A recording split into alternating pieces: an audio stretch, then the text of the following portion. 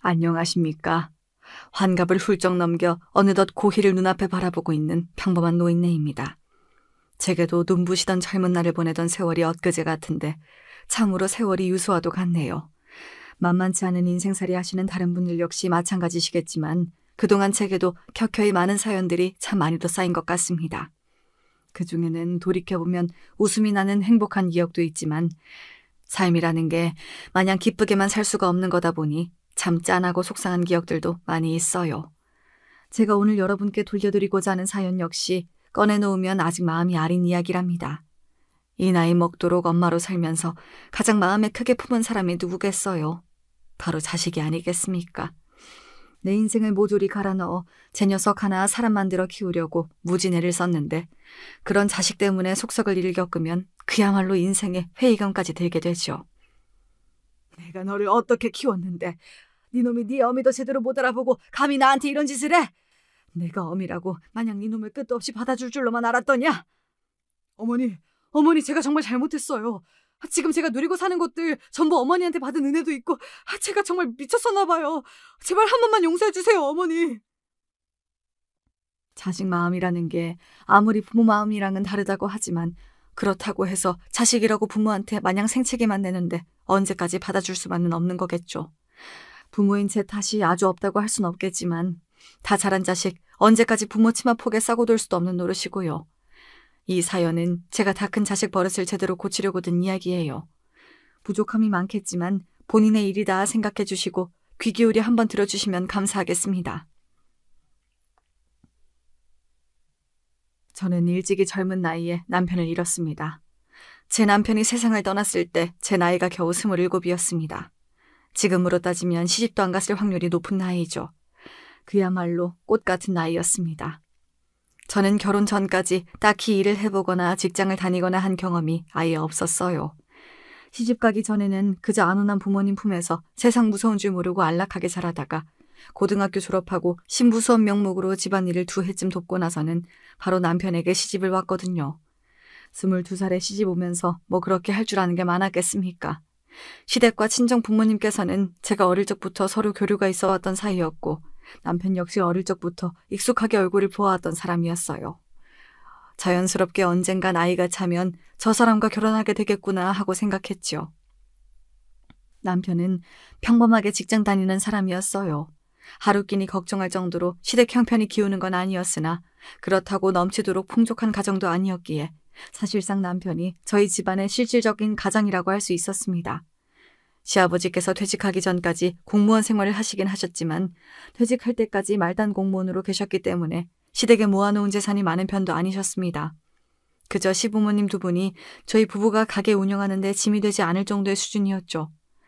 남편 월급도 그 당시 가정집 평균 생활비를 고려해 볼 때 적은 수준은 아니었으나 그래도 내 식구 먹고 살기에는 여유롭진 못해서 제 딴에는 이리저리 짱구를 굴려가며 가게 운영에 고군분투해야 했습니다. 아이가 태어나고 나서는 더더욱 그러했어요. 사실 저희 아들 수혁이는 저희 부부의 유일한 혈육입니다. 결혼하고 3년 만에 겨우 하나 얻은 귀한 자식이었거든요. 저희 남편도 외동아들이거든요. 시아버님도 밑으로 여동생만 2분 계신 장남이셔서 말 그대로 손이 귀한 집안이었습니다. 그래서 우리 수혁이가 들어섰을 때에는 온 가족이 그야말로 축제의 도가니에 빠진 듯 했습니다. 네가 그간 그리도 마음고생을 하더니 이리 귀한 자손을 안겨주려고 그랬나 보다. 이리 손이 귀한 집안에 자손 생산만큼 중한 일이 없지. 네가 우리 집안에 아주 큰 일을 해주었구나. 말씀을 안 하셔서 그렇지 얼마나 바람하지 않는 첫 손자였겠습니까? 평소 감정 표현에 서투르신 분들이 기쁨을 숨기지도 못하시는 말씀에 저도 마음이 뿌듯해졌어요. 남편 역시 기뻐하긴 마찬가지였습니다.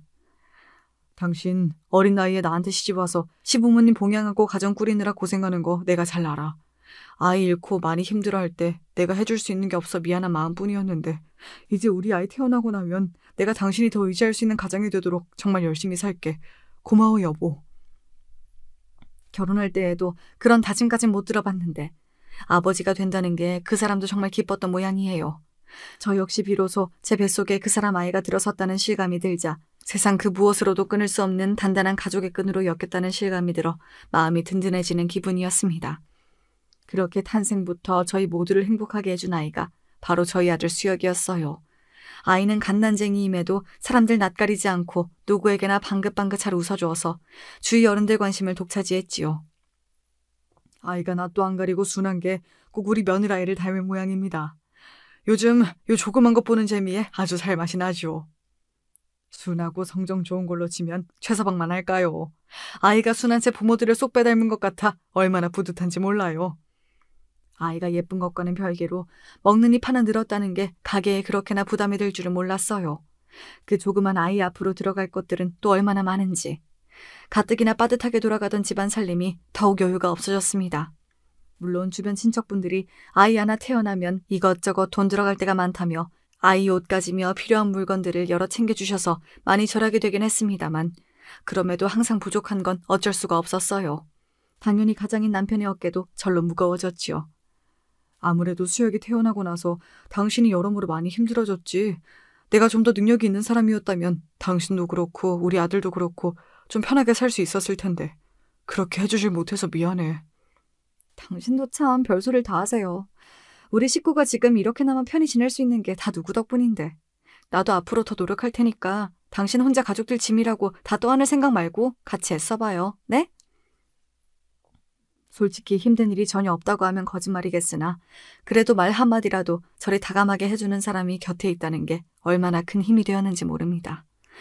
시집 오기 전에 서방은 그저 다정한 서방이 제일이라는 친정어머니 말씀을 이해하지 못했는데 결혼해서 살아보니까 정말 힘든 일들을 이겨내게 만드는 게 저런 따뜻한 말 한마디라는 걸 실감하게 되더라고요. 비록 가진 게 많은 사람은 아니었으나 진심으로 심정적으로 의지할 수 있는 마음그릇이 큰 사람이 바로 제 남편이었습니다. 아이가 커갈수록 형편이 빠듯한 티가 나는 탓에 남편도 출산 전보다 특근이니 야근이니 기회가 될 때마다 일을 더 늘려가며 어떻게든 조금이라도 수입을 늘리려고 애를 많이 썼습니다.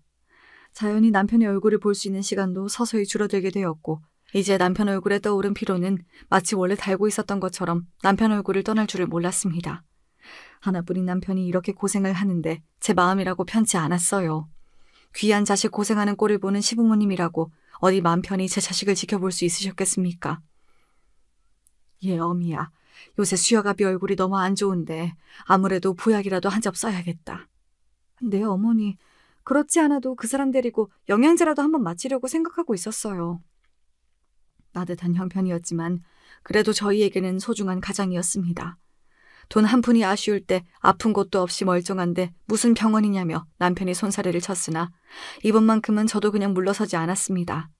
안 그래도 나날이 남편 얼굴이 까칠해지는 것이 느껴져서 신경이 많이 쓰이던 차였어요. 그렇게 안 가겠다는 남편을 월차까지 쓰게 해서 겨우겨우 억지로 끌고 병원에 가게 되었습니다. 눈 밑 검은 부분이 심하시네요. 안구도 많이 탁하시고 혹시 언제부터 이러신 건지 기억하시나요? 남편 보양시키려는 생각으로 좋다는 영양제 주사나 맞을 요량으로 간 병원이었는데 생각지 못하게 의사의 말이 길어지고 있었습니다. 의사 만날 일 별로 없는 저희 같은 평범한 사람들이야 의사 말 한마디에 괜히 심장이 철렁해지잖아요. 이것저것 묻는 것도 많고 요리조리 남편을 유심히 살펴보는 의사 선생님 행동에 불안감이 엄습하기 시작했습니다. 왜요, 선생님? 이 사람 혹시 어디 안 좋은가요? 자세한 건 입원을 하셔서 정밀검사를 받아보시는 게 좋을 것 같습니다. 뜻밖의 입원 권유까지 듣게 되자 그제야 남편 상태가 심상치 않은 건가 싶어 두려운 마음이 밀려왔어요. 부디 별일 없이 지나가기를 빌며 환자복을 입은 남편 곁에서 검사 시중을 듣는 내내 마음이 불안감으로 울렁거렸어요. 그렇게 모든 검사를 마치고 검사 결과를 듣는 날 저와 제 남편은 순식간에 나락으로 곤두박질 쳤습니다. 간암 말기입니다. 청천벽력과도 같은 말이었습니다. 순간 남편이 그간 피로를 호소하던 여러 날들이 주마등처럼 제 머릿속을 스치고 지나갔습니다. 남편은 계속해서 아프다며 제게 신호를 보내고 있었는데 그걸 그저 단순한 체력 저하로 남기고 위험 신호를 단 한 번도 제대로 알아차리지 못했다는 생각에 억장이 무너지는 것 같았습니다. 남편 역시 좀처럼 충격에서 헤어나오지 못하고 있었습니다. 그때 남편 나이가 채 30도 되지 않았을 때입니다. 보통 간암이라고 하면 중년 이후에 많이 발병하는 질병으로 알고 있으니 저희 부부 어안이 벙벙한 것도 무리는 아니었습니다. 하지만 초기도 아니고 이미 말기라고 하는데 언제까지 그렇게 넋놓고 있을 수만도 없었습니다. 선생님, 말기란요. 그럼 이제 어떻게 해야 하는데요? 치료는 할 수 있는 거죠? 수술은요? 제가 두서없이 허겁지겁 묻는 말에도 고개를 떨군 남편은 말이 없었습니다. 이미 진행이 많이 되었기에 연명치료 외에는 항암으로 유의미한 효과를 기대하기는 어렵습니다. 다만 간이식이 그나마 가능성이 있는데 이미 대기 환자가 워낙 많아서 차례를 기다리시기는 솔직히 추천해드리기가 어렵고요. 할 수만 있다면 제 간이라도 뚝 떼어 남편에게 내어주고 싶었습니다. 제 모든 걸 다 주어도 아깝지 않은 사람이었어요. 하지만 저는 남편과 혈액형부터도 맞지 않았습니다. 보통 이럴 때에는 혈육 간이식이 많다고 하던데 이미 시부모님께서는 고령이셨고 저희 아이는 아직 채 2돌도 지나지 않았을 때였습니다. 이식이 가능한 아이라고 한들 생태 같은 아들내미 간떼여서 목숨 연명할 생각 추호도 없어. 당신 역시 마찬가지야. 나 살자고 내 가족들 목숨 갉아먹는 짓 절대로 못해. 남편의 반응은 단호했습니다. 평소 남편 성정을 생각해 볼 때 당연히 그 사람 입에서 나올 만한 말이었어요. 하지만 그러면 방법이 없는데 대체 어떻게 해야 합니까? 남편의 투병 소식을 듣고 시부모님은 물론 저희 친정집까지 온 가족들이 비탄에 잠기게 되었습니다. 이제 떡 두꺼비 같은 건강한 아들까지 낳아 저와 세 식구 다복하게 살리만 남은 줄로 알았는데 젊은 나이에 저런 몹쓸 병까지 얻게 되었으니 어떻게 슬프지 않을 수가 있었겠습니까? 모자란 남편 만나 고생시킨 것도 부족해서 아직 젊은 당신 남편 병수발까지 들게 만들어서 정말 면목이 없어. 미안해 여보. 자기라고 어디 아프고 싶어 아프겠어요. 잘못한 것도 없이 그저 제 처자식 먹여 살리겠다고 밤낮 없이 일만 열심히 하던 사람인데 저 사람이 대체 뭘 잘못했다고 제게 사과까지 해야 합니까?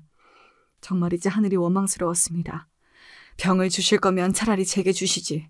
가정의 무게가 너무 무거워 저런 몹쓸 병을 얻게 된 건 아닐까. 남편에게 죄스러운 마음에 마음껏 소리내 울 수조차 없었습니다. 갑작스럽게 회사까지 병으로 그만두게 되고 생활이 쪼들리기 시작했으나 그저 내 남편 살아만 준다면 내가 무슨 짓을 해서라도 먹여 살리겠다 다짐하며 남편 병간호에만 집중했습니다. 그렇게라도 남편 목숨을 구명할 수만 있었더라면 얼마나 좋았을까요. 하지만 인명은 제천이라고 고작 미물에 불과한 제 바람만으로 남편을 소생시키기에는 역부족이었던가 봅니다. 결국 남편은 가난 판정을 받은 지 채 3개월도 지나지 않아 영원히 제 곁을 떠나고 말았습니다.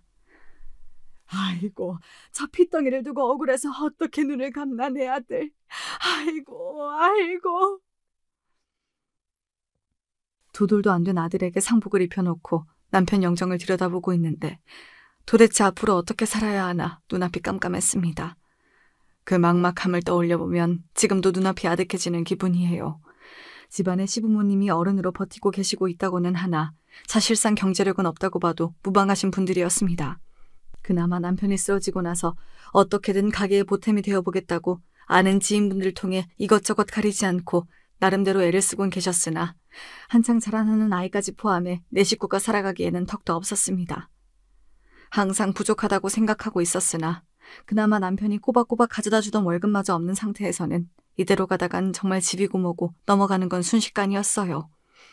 남편을 잃은 아픔이 채 아물지도 않았으나 마냥 넋놓고 있는 것도 생활에 여유 있는 사람들이나 부를 수 있는 사치였습니다. 당장 일을 시작해도 부족했으나 배운 것 없고 경험까지 일천한 제게 무슨 양질의 일거리가 주어졌겠습니까? 그렇게 저는 태어나서 처음으로 식당에서 허드렛 일을 하며 저희 집안의 실질적인 가장이 되었습니다. 일은 정말 고되었습니다. 평생 식당 일을 해서 잔뼈가 굵으신 분들도 온몸에 파스를 도배해가며 근육통을 달고 사는데 그간 집에서만 곱게 자라서 시집와 살림이나 할 줄 알았던 제 여린 몸이 배견할 재간이 없었습니다. 처음 일 시작하고 거의 한 달간은 누구에게 온몸을 두드려 맞는 것 같은 극심한 근육통을 겪었습니다. 몸이 부서진다는 게 이런 거구나 하는 걸 실감했지요. 그나마 시부모님께서 모든 살림을 도맡아 해주시고 우리 수혁이라도 전담해서 봐주지 않으셨더라면 그 일조차 제대로 나갈 수 없었을 거예요. 몸의 고단함도 고단함이었으나 그보다 더욱 힘들었던 것은 인간적인 모멸감이었습니다. 남편 잃고 바로 일을 시작한 제 나이가 고작 27이었습니다. 젊디 젊은 여자가 종일 식당에 나와 일을 하고 있으니 그저 만만하게 생각하고 희롱을 일삼는 몹쓸 인간들이 한둘이 아니었습니다.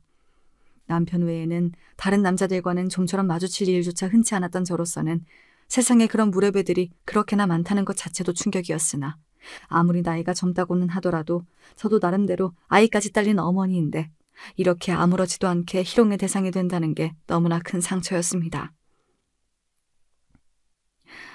아기 엄마, 세상살이가 참 만만치가 않지? 나도 우리 남편 병으로 들어놓고 난 다음부터 온갖 안 해본 일이 없어. 돈 몇 푼 벌겠다고 여자로서 자존심까지 다 팽개친 것 같아서 울기도 얼마나 울었나 몰라. 그래도 아기 엄마한테는 아직 앞날이 구말리인 수혁이가 있잖아. 어쩌겠어. 그 어린 거 생각해서라도 더러운 놈들 모른 척 해가며 또 하루 사는 거지. 저런 놈들도 매번 하던 놈들만 하는 거라서 요령 좀 생기면 피하고 대거리도 좀 해가다 하다 보면 그래도 좀 견딜만 해줘. 누군들 처음부터 그렇게 억센 여자로 태어났겠어. 이런저런 더러운 걸 보면서 우리도 각자 살 길 찾는 거지.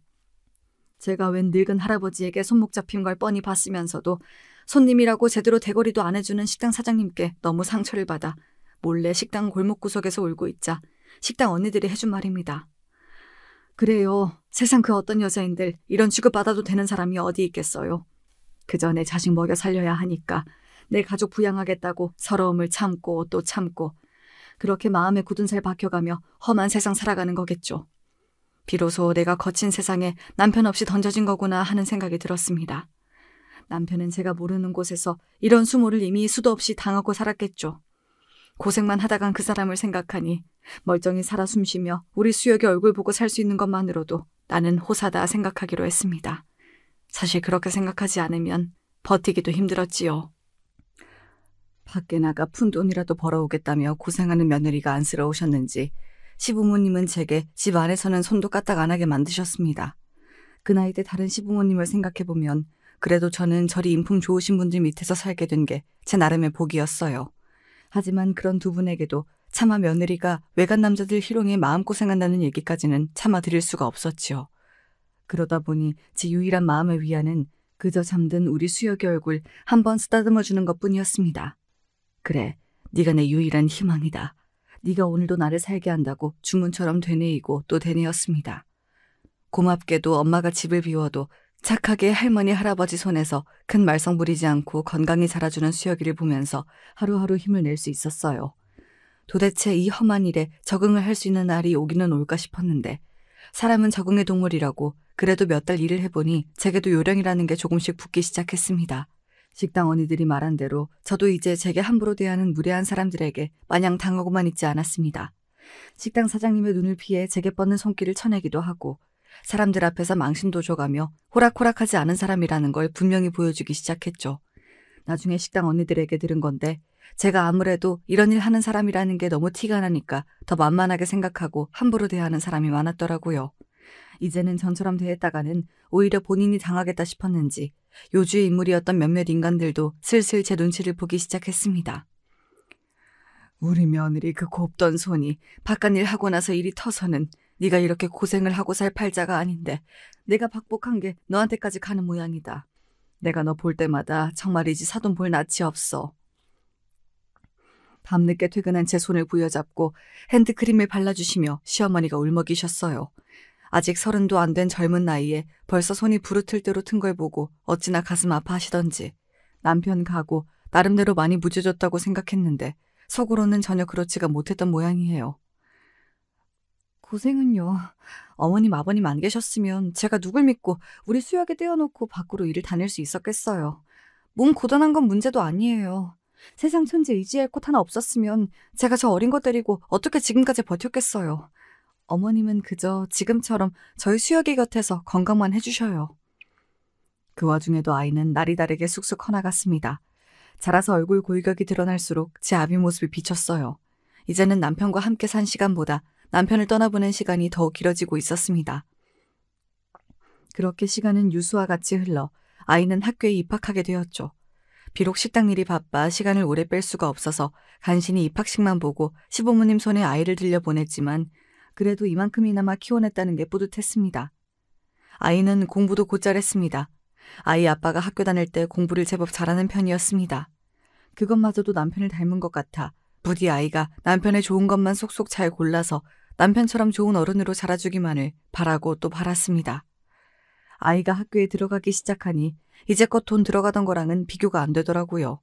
더 이상 식당에서 허드렛 일 하는 정도로는 아이를 제대로 키우기에는 역부족이라는 생각이 확 들었습니다. 제 나름대로는 어디 좀 더 돈 될 만한 일이 없나 기웃거려 보았지만 뾰족한 수가 없어 마음이 점점 무거워지던 중이었습니다. 그러다 저희 가게에서 단체로 점심식권 끊어먹던 화장품 방문 판매 대리점 사장님이 제게 제안을 하셨습니다. 내가 자기 쭉 지켜보니까 얼굴도 반반하고 아직 나이도 젊고 이게 아무리 판매직이라도 파는 물건이 화장품이다 보니까 아줌마들이 그런 걸 만만치 않게 따지거든. 식당에서 일하는 걸 보니까 싹싹하고 부침성도 좋은 게 고객들한테 물건 파는 일도 잘할 것 같은데 어째 생각 있어? 제가 물건 파는 일은 해본 적이 없는데 잘할 수 있을까요? 세상에 처음 없는 사람이 어디 있어. 게다가 여기서 일하는 거랑은 수입이 비교도 안 될걸? 잘만 하면 달에 여기 월급 배는 벌 텐데. 우리 정산도 잘해줘. 무엇보다 여기 질환 좋은 아저씨들 자꾸 깔짝거리는 거 당하느니 여자들만 상대해도 되는 우리 일이 훨씬 낫지 않아? 그건 맞는 말이었어요. 어느 정도 적응이 되긴 했다고 하지만 자기한테 시집 올 생각 없냐며 징그럽게 구는 아저씨들도 꽤 있었으니 돈만 아니었으면 솔직히 그 식당이 그렇게 좋은 직장이었다고 하긴 어려웠습니다. 무엇보다 식당에서 일하는 것보다 훨씬 돈을 많이 벌 수 있다는 건 정말 눈이 돌아가는 제안이었습니다. 앞으로 우리 수혁이 남부럽지 않게 가르치려고 하면 가장 필요한 게 돈이었으니까요. 비록 판매직은 한 번도 해본 적이 없었기 때문에 물건을 하나도 팔지 못하면 어쩌나 하는 두려운 마음은 있었으나 손님들도 죄다 여성분이다 보니 식당에서 불특정 다수를 상대하는 것보다는 더 자신 있게 다가갈 수 있을 거라는 생각도 들었습니다. 그렇게 저는 제 인생 첫 번째 이직을 하게 되었어요. 식당 일을 했던 때와는 다르게 하는 일이 화장품 판매이다 보니 아무래도 지금까지와는 다르게 외모에도 신경을 안 쓸 수가 없었습니다. 그렇다고 제가 뭐 대단하게 손재주가 있는 건 아니어서 화장품 팔고 남은 샘플들 몇 개 찍어 바르는 수준이었으니까요. 하지만 어린 수혁이 보기에는 만날 후줄근하게 다니던 엄마가 화장도 하고 옷도 깔끔하게 입고 다니니 무척 마음에 들었던 모양입니다. 엄마! 그럼 이제 식당은 안 나가는 거지? 이제 화장품만 파는 거지? 엄마 이제 식당 안 나간다니까 좋아? 응, 엄마 식당 나갈 때는 일찍 나가서 늦게 들어와서 얼굴도 보기 힘들잖아. 그리고 화장품 팔면서는 엄마 화장도 하고 예쁜 옷도 입어서 좋아. 이게 일이 나름대로 영업직이다 보니 확실히 하루 종일 식당 일만 하고 있을 때보다는 시간을 융통성 있게 쓸 수가 있었어요. 가끔 운이 좋아서 여러 손님들을 한 집에서 한꺼번에 만나게 되는 날에는 뜻밖의 여유 시간도 만들 수 있었습니다. 늘 바쁜 엄마가 드물게 학교 마치는 저를 데리러 오기도 하고 떡볶이도 사주고 하다 보니까 아이 입장에서는 그게 그렇게 좋았던 모양이에요. 저희 시부모님들도 그나마 식당 일보다는 덜 고된 일을 하게 되었다고 하니 마냥 기뻐하셨습니다. 처음 한 달 적응이 어려웠지만 이것도 익숙해지고 나니 오히려 식당 일보다야 훨씬 수월했어요. 처녀적 제 성격을 생각해보면 상상도 못할 일이지만 그간 험한 식당 일에 저도 제법 단련이 되어 있어서 그런지 가끔 겪는 아줌마 진상 정도는 그저 우스울 따름이었습니다. 견죽 좋게 고객들에게 맞는 화장품들을 쏙쏙 골라 추천해주는 제 모습이 저도 신기할 지경이었어요. 다른 판매 사원들처럼 하나라도 더 팔려고 들이대기보다는 하나를 팔더라도 쓰는 사람의 피부 타입을 신중하게 고려해 추천해주는 제 모습에 믿음이 간 모양인지 단골들도 제법 늘었습니다. 수입은 식당 일을 할 때와 비교할 게 아니었어요. 남들 보기에는 대단치 않을지 모르겠지만 제 평생 짧은 기간에 그렇게 많은 돈을 만져보는 건 처음이었으니까요. 무엇보다 살림살이가 넉넉해지자 똘똘한 우리 아이 원없이 뒷바라지 할 수 있게 된 것이 가장 기쁜 일이었습니다. 우리 아들 이번에도 1등이야. 우리 수혁이는 정말 천재인가 보다. 하면 하는 대로 성적이 오르는 게 보이니까 공부하는 게 재밌어. 나 정말 공부가 체질인가 봐. 정말 그런가 보다. 수혁이 아빠도 머리가 참 좋았거든. 우리 수혁이가 아빠 좋은 건 다 빼다 박았나 보다.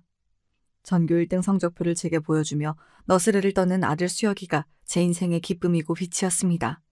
그간 했던 모든 모진 고생들이 다 저 아이의 찬란한 미래를 위한 것이었다고 생각하니 고생도 고생으로 느껴지지가 않았어요. 저뿐만 아니라 공부 잘하는 손자는 저희 시부모님과 친정부모님 모두의 자랑이었죠. 제가 화장품 방문 판매를 시작하며 살림도 조금씩 펴기 시작했습니다. 그렇게 중학교 들어가고 고등학교 진학해서도 아이는 전교에서 최상위권의 성적을 유지했습니다. 저 역시 의욕적으로 화장품 방문 판매 일을 하면서 부지런히 아이 학원비며 과외비를 대어주었습니다.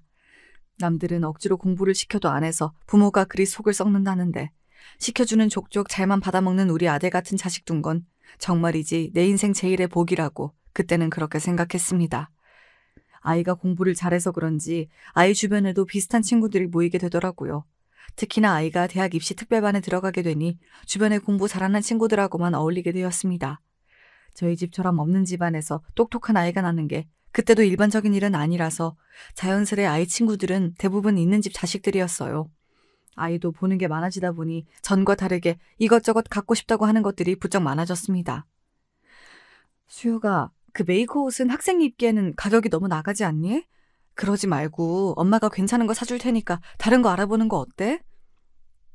다른 애들 다 그거 입고 다니는데 나만 로고 다른 거 입고 있으면 뭐라고 생각하겠어. 내가 지들보다 공부도 훨씬 잘하는데 그런 걸로 밀리는 거 자존심 상해. 사주기 싫으면 그냥 싫다고 해요. 제 나름대로는 없는 집안 아들 티내기 싫은 자존심인가 싶기도 했어요. 저 또한 아이가 한 말 자체는 버릇을 고쳐주어야 할 만한 소리라는 생각은 했으나 내도록 화장품 팔러 다닌다고 집에 붙어있는 시간이 잘 없어 아이에게 그만큼 신경도 못 써주었으니 이런 걸로나마 미안함을 풀고 싶었던 것 같기도 합니다. 조금 무리를 하면 못 사줄 수준도 아니기도 했고요. 그렇게 아이에게 못 내어준 시간 대신 그 자리를 아이가 원하는 물건으로 채워주는 일이 반복되었습니다. 아이가 본격적으로 의대 진학을 목표로 하면서부터는 그나마 대화 나누던 시간조차 확 줄어버렸습니다. 공부가 워낙 고되어서 그런지 아이 신경이 워낙 날카로워져서 저는 물론이고 아이 할아버지 할머니도 아이 앞에서는 숨소리 한 번 제대로 내기 어려웠어요. 잘난 집안에서 전폭적으로 지원해줘도 쉽지 않은 게 의대 진학이라는데 모자란 어미 만나 혼자 아등바등 애를 쓰는 아이가 안쓰럽기도 해 그저 제 원하는 꿈 이루기만을 옆에서 빌고 또 빌며 이 시기를 잘 헤쳐나가기만을 바랐습니다. 그렇게 드디어 아이가 의대에 합격하던 날에는 정말이지 이대로 죽어도 여한이 없다고 생각했습니다. 비로소 남편을 다시 만나게 되더라도 당당하게 할 말이 생긴 셈이니까요. 제 꿈을 이루기 위해 고군분투한 아들 녀석이 그렇게 고마울 수가 없었습니다. 그간의 제 모든 삶의 시련을 한 방에 갚아준 그저 자랑스럽기만 한 귀한 아들이었습니다. 그 무렵에는 이제 저도 경력이 쌓이고 나이도 들어서 화장품 방문 판매 일을 정리하고 화장품 대리점을 차려 정착하게 되었어요. 멋모르고 식당 허드렛 일을 하던 풋내기에서 직원까지 둔 어엿한 사장님이 된 거죠. 이제 사는데 여유도 생기고 아들도 의대 잘 보내놨으니 그동안 신경 써주지 못한 것까지 아들에게 모두 쏟아주리라 다짐했죠. 저 자취하려고요. 자취? 집도 가까운데? 공부하기 왔다 갔다 하는 시간도 아까워요. 저도 그게 편하고요. 다들 그렇게 하는데요, 뭐. 이제 아들과 오순도순 살아보나 했는데 솔직히 자취시켜달라는 아들 말에 많이 섭섭하더라고요. 하지만 무식한 엄마도 의대생이 얼마나 힘들게 공부하는지는 들어 알고 있었기에 말리기도 그랬어요. 집에 같이 살 때에도 돈 번다고 바빠 아들과 대면대면했는데 따로 살게 되면 마음의 거리가 더욱 벌어지리라는 건 자명했죠. 하지만 이제와 다 큰 아들 제멋대로 끼고 살 수도 없고 제 욕심만 부릴 순 없었습니다. 그렇게 자취방을 얻어준 다음에는 정말로 아들 얼굴 보기가 힘들어졌습니다. 사느라 바빠 아이 한창 클 때는 곁에 못 있어줬는데 정작 제게 시간이 생기니 아들이 기회를 내어주지 않았습니다. 저는 다 저 잘 키우겠다고 한 거였는데 정작 사랑하는 아들과 거리가 멀어지니 예전과 비교할 수 없이 넉넉해진 형편에서 가슴 한구석이 쓸쓸한 건 어쩔 수가 없더라고요. 그렇게 독립한 아들은 각종 시험이다 뭐다 의사가 되기 위해 정신없이 살았습니다. 가끔 반찬 가져다 주려고 살짝 들른 아들 자취방에서 여자 물건들이 언뜻 보여서 이 녀석이 만나는 여자가 있구나 짐작은 했으나 드물게 집에 와서 밥을 먹을 때에도 여자친구 관련 얘기는 꺼려하는 게 눈에 보여서 속 시원히 물어보지도 못했어요. 생각해보니 아들과 터놓고 대화를 나눈 게 언제인가 싶을 정도였습니다. 그래도 하나뿐인 아들인데 아들에 대해 아는 게 하나도 없는 것 같아서 엄마로서 참 자격 미달이구나 제 자신을 책망하기도 여러 날이었습니다. 그래서 아들이 전문의 과정을 거치지 않고 바로 개원하고 싶다는 의사를 밝혔을 때 솔직히 많이 놀랐어요. 이왕 시작한 의사 공부인데 그래도 끝을 봤으면 싶었던 게 제 생각이었거든요. 하지만 아들 반응은 단호했어요. 저 지금까지 단 한순간도 다른 데 한눈 팔지 않고 공부만 했어요. 이만하면 평생 할 공부는 다 한 것 같아요. 저 뭐 나중에 대학 교수 되고 그런 꿈 없어요. 동네 병원 차려서 먹고 살 만큼 돈 벌고 이제는 좀 편하게 살고 싶어요. 네 뜻이 그렇다는데 내가 무슨 말을 더 하겠어. 그런데 개원하려면 비용이 만만치 않지 않아? 사실 오늘 그 말씀 드리려고 온 거예요. 저 개원하는 거 엄마가 좀 도와주시면 안 돼요? 아들 앞길에 도움 될 일이야 마다할 리가 없었으나 개원 의사도 이제 막 들었는데 갑자기 병원을 열어달라고 하니 솔직히 많이 당황스러웠습니다. 그 큰 돈이 갑자기 어디서 뚝 떨어지는 것도 아니고 엄마도 마음의 준비는 해야 하지 않겠어? 그러자 아들 얼굴이 대번에 어두워지더군요. 원하는 걸 바로 얻어내지 못하면 표정을 감추지 못하는 아들이었습니다. 사실 저 결혼할 여자가 있어요. 걔네 집은 우리 집보다 훨씬 사정이 좋고요. 그 집에서는 저 의사 될 거라는 그거 딱 하나 보고 저희 만나는 거 겨우 허락해 주셨는데 제가 제 병원이라도 가지고 있어야 저도 면이 좀 서지 않겠어요? 어차피 대학병원에 의사 되는 거 아니면 결국은 개원하는 거잖아요. 저 진짜 걔랑 결혼하고 싶어요. 엄마, 저 좀 도와주세요. 갑작스러운 아들의 결혼 얘기까지 정말이지 폭탄의 연속이었습니다. 이런 중요한 얘기를 번갯골에 콩 구워 먹듯 하는 아들 녀석이 야속했지만 얼마나 상대 여자랑 결혼이 하고 싶었으면 평생 안 하던 도와달라는 소리를 다 할까 싶기도 했어요. 일단 너 그 결혼하고 싶다는 사람이라도 좀 보자. 어떻게 이런 얘기가 나올 때까지 엄마한텐 감쪽같이 그런 말을 속일 수가 있어? 제 추궁에 아들도 할 말이 없어 보였습니다. 그동안은 저 살고 싶은 대로 했다고 쳐도 저로서도 아들 병원까지 열어주는 건 여간 큰일이 아니었으니 어떻게든 제 비위를 맞추기도 해야 했을 거예요. 그렇게 저는 생각지도 못하게 아들 상견례라는 큰 행사를 맞이하게 되었습니다. 아들 말대로 사돈들 내외 두 분 다 분해가 철철 흘렸습니다. 저처럼 홀어머니로 아들 키우겠다고 고생한 여자랑은 때깔부터가 달랐죠. 아들이 왜 그렇게 결혼 허락받으려고 전전긍긍하는지 바로 이해가 됐어요. 사돈 내외는 겉으로는 철저하게 예의를 지키고 계셨으나 분명한 거리감이 느껴졌습니다. 가진 사람 특유의 위압감이랄까. 아들이 얼른 하나라도 내세울 만한 것을 갖추고 싶어한 것이 이래서였을까 싶을 정도였죠. 상견례 다녀오고 나서 솔직히 많이 심란했습니다. 겉으로 흠잡을 것이 없었기에 더더욱 그랬습니다. 며느리 될 아이도 참하고 예쁘긴 했지만 제게 벽을 세우고 있는 게 느껴졌어요. 있는 집 딸로 자라서 곧 의사 남편을 보게 되는 것까지는 수긍하더라도 배운 것 없는 방문 판매원 출신 홀 시어머니까지 기껍지는 않을 테니까요. 아직 일어나지 않은 일임에도 불구하고 아들을 그 집에 결혼시키고 나면 처갓집에 고생해서 키운 아들 빼앗기는 미래가 불보듯 뻔하게 그려졌습니다. 우리 지은이 참 예쁘죠? 얘가 좋은 환경에서 좋은 것만 보고 자라서 그런지 사람한테 나쁜 소리 할 줄도 잘 모르고 얼마나 행동이 고상하고 품위 있는지 몰라요. 어른들한테도 참 잘해서 엄마랑도 참 잘 지낼 거야. 아들은 벌써 팔불출이 따로 없었습니다. 제 엄마 속 끓는 줄도 모르고 속없이 제 예비 신부 자랑에 여념이 없는 모습을 보면서 저리도 좋을까 싶기도 했습니다. 하긴 딱 봐도 곱게 자란 양반댁 교수 같은 모습이었으니 제 눈에는 얼마나 고와 보일까 싶었어요. 그러니 제가 생각하기에도 본인 병원 하나 없는 페이 닥터한테는 쉽게 딸 내어주지 않겠다 싶었겠죠. 아무리 아들이라 한들 병원이 무슨 애 이름도 아니고 저로서도 결심을 하기가 쉽진 않았습니다. 하지만 자식 이기는 부모가 어디 있겠습니까? 거기다 정말로 사돈 내외가 아들이 떡하니 개원하지 않는 이상 쉽게 결혼을 진행시킬 것 같지가 않았습니다. 저로서도 정말이지 적지 않은 출혈이었으나 결국 아들에게 병원을 열어줄 수밖에 없었어요. 개원하고부터 다음 일들은 일사천리로 진행되었습니다. 사돈 내외께선 수혁이 개원만 손꼽아 기다리셨던 모양이셨는지 아들이 개원이가 되고 나서야 비로소 결혼이 진행되었습니다. 아들 개원의 신혼집까지 거의 동시에 알아보는 바람에 저는 거의 무일푼이 되다시피 했으나 그렇게도 제 처가 좋은지 아들 입이 귀에 걸려 있었습니다. 그걸 보니 좋은 일에 괜히 재뿌리는 일이 될까봐 어렵다는 소리조차 꺼낼 수가 없었죠. 이제는 연로하신 시부모님께서도 손자가 좋은 집에 장가드는 건 기뻐하시면서도 한숨이 나날이 드는 저를 보면서 내심 걱정을 감추지 못하셨습니다.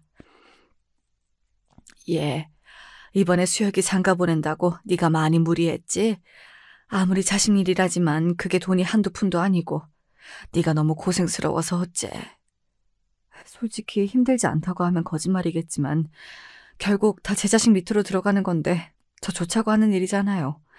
무엇보다 수혁이가 저렇게 제쳐 좋아서 싱글벙글인데 부디 둘이 잘 살아주기만을 바라야죠. 개원에 이어 결혼까지 아들이 눈코 뜰 새 없이 바빠진 것은 당연한 일이었습니다.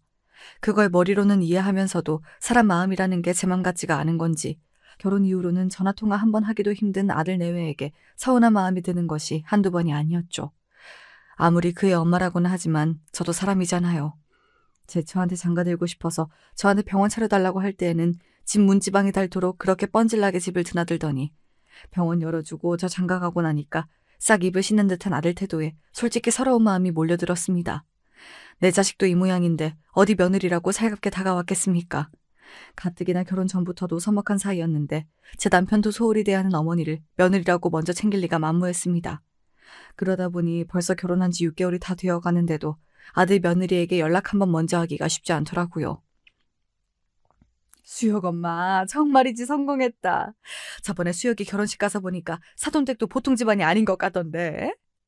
그러게 말이야. 신부도 어찌나 참하던지 내가 부러워 죽는 줄 알았어. 병원까지 개원했는데 아들 좋은 집안에 장가까지 보내고 이제야 자기 인생이 펴려는 모양이다. 식당을 그만둔 이후에도 꼭 친자매처럼 정을 나누던 식당 언니들 입에서 아들 며느리 자랑이 쏟아졌습니다. 정작 그 칭찬을 듣고 있는 제 마음은 공허하기 짝이 없었지만요. 다른 것도 아니고 제 자식들 허물인데 이걸 어디다 대고 말할 수가 있겠어요. 다 저 살기 바쁘다고 그저 돈 버는 일에만 치중하고 아들과 정서적으로 교류하지 못했던 제 허물인 것을요. 그렇게 벙어리 냉가슴 앓듯 속 얘기도 못하고 집에 돌아와 혼자 방에 우두커니 앉아있자니 참 인생이 허무하게 느껴지더라고요. 그래서였나 봅니다. 평소에는 할 생각도 해본 적 없는 행동을 했던 건 말입니다. 어머니, 어쩐 일이세요? 오랜만에 듣는 며느리 목소리가 의아했습니다. 와중에도 반가운 기색은 하나도 없어서 조금 민망했으나 이왕 제가 먼저 다가가기로 했으니 조금 더 용기를 내보기로 했어요. 그냥 너희들 어찌 지내나 해서 내가 너희 결혼하고 신혼집에도 한번 못 가보고 밥은 잘 먹고 지냈는지 걱정도 돼서 그러고 보니 내가 너 좋아하는 반찬이 뭔지도 모르는구나. 내가 참 무심했다. 그렇게 주절주절 혼자 떠드는 동안 며느리는 별 대답이 없더라고요. 그렇게 한 10분이나 통화를 했을까 며느리가 할 일이 많다며 전화를 끊으려고 하기에 그러마했어요. 첫 술에 배부를 순 없으니 이만하면 물꼬를 트기에는 나쁘지 않았다 싶었죠. 그러고 5분도 채 지나지 않아서 목소리 듣기가 하늘의 별 따기였던 아들놈한테서 전화가 왔습니다.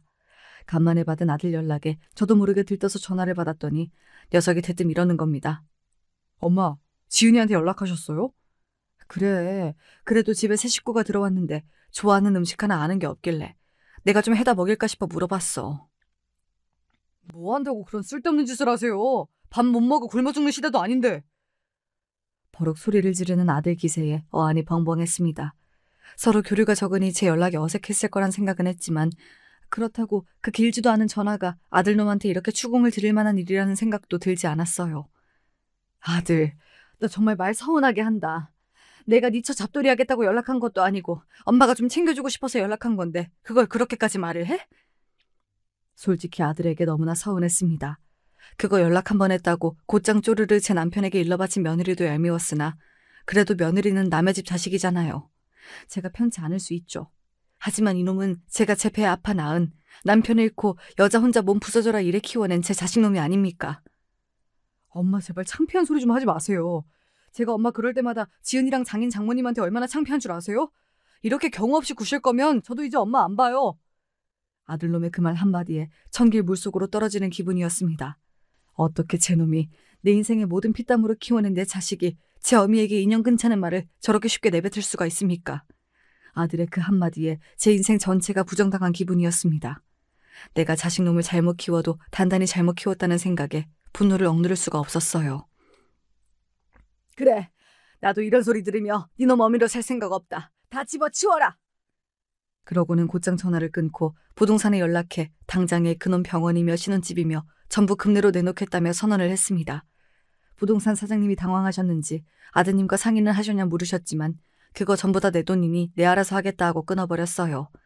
분에 못 이겨 충동적인 행동을 해놓고는 그제야 허무함과 속상함에 눈물이 펑펑 쏟아졌습니다. 아들놈 하나 잘 키워보겠다고 살아낸 인생인데 정작 아들놈 알맹이가 저 모양이라는 게 기가 막혀 숨이 턱턱 막혔어요. 그렇게 한참을 꺼이꺼이 울며 속을 비우고 나니 다시 아들놈한테 전화가 들어왔습니다. 어머니, 저희 집이랑 병원 빼신다고 하셨어요? 대뜸 사과 한마디 없이 저 할 말만 하는 아들이었습니다. 그새 부동산에서 연락이 간 모양이었어요. 끝까지 반성의 김이 없는 아들놈에게 분기탱천하여 저는 고래고래 소리를 질러댔습니다. 그래, 내가 내 몸 갈아 뼈 빠지게 번 돈 내가 알아서 하겠다는데 네 놈이 무슨 상관이야? 나 고생하는데 10원 한 장 보태준 적 없는 놈이 내 돈 가져다 펑펑 쓸 때는 화장품 방판 사원 출신 어미 돈 아까운 줄 모르고 신나게 써제끼더니 좀 있다는 집에 장가가고 나니 볼품없는 어미는 그리 창피하더냐? 오냐, 나도 너 같은 자식 필요 없다. 네 말대로 무식한 어미는 네 인생에서 사라져 줄 테니 그간 네 놈이 내 덕으로 호의호식한 것도 전부 뱉어내. 그 말을 끝으로 전화를 확 끊어버렸어요. 그러고 나니 정말 발등에 불 떨어졌다 싶었던지 아들놈이고 며느리고 할 것 없이 전화통에 불이 붙을 지경이었으나 제가 미쳤다고 그놈들 전화를 받아줍니까? 결국 아들 내외가 제 집까지 쫓아와서 울며 불며 통사정을 하기 시작했어요. 예전 같으면 아들놈 눈물에 마음이 약해졌을 저지만 일이 그 지경에 이르러서야 제가 아들 의사 만드는 것보다 더 중요한 것들을 놓치고 살았다는 생각에 저도 모르게 단호하게 행동하게 되더군요. 어머니, 제가 잘못했어요. 제가 그동안 어머니한테 받은 게 얼마인데 감사할 줄도 모르고 순간 실수를 했어요. 한 번만 용서해 주시면 다시는 이런 일 없을 테니까 제발 한 번만 용서해 주세요. 어머니, 아까 저 때문에 많이 서운하셨죠? 제가 당황해서 어머니 뜻을 곡해하고 저질러선 안 될 실수를 저질렀어요. 제가 이렇게 사과드릴 테니까 제발 마음 푸세요. 네? 참, 돈이 좋긴 좋구나.